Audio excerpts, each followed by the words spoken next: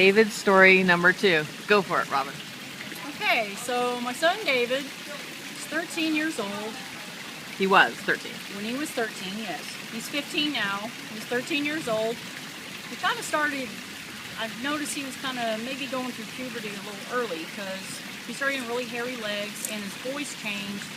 It didn't ever really have a crack voice, but he had more of a manly voice almost right away when it changed. So he comes home from school one day and we're having a talk, and it just kind of dawned on me that, hey, my son's growing up, so I need to have a little more of a talk with him. So I said, hey, David, let's sit down and talk for a minute.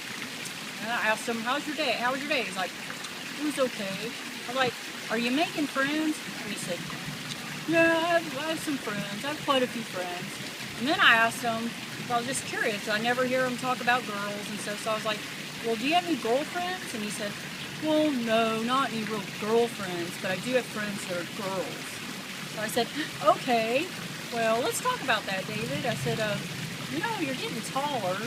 I've noticed, you got hair on your legs and stuff like that. I know you're going to start going through that stage where you're going to get even taller and things are going to be changing, You're just, it's just going to be one of those guy things. And then he looked at me and he said, Mom, I know about this. And let me tell you something. I've got hairy balls.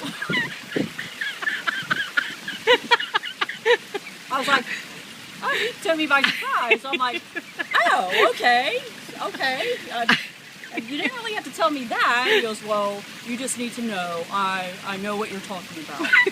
I said, oh, okay. And I said, well then, I guess at this point, if you have any other questions, since you probably look similar to your dad at this point, but you could probably talk to your dad about it. So he's like, yes, yeah, that's what I'll do. He talks just like that. But thank you for telling me. And then he puts his head down. He puts his head down. Yeah, he's like, he's like, yes, Mom, I've got hairy balls.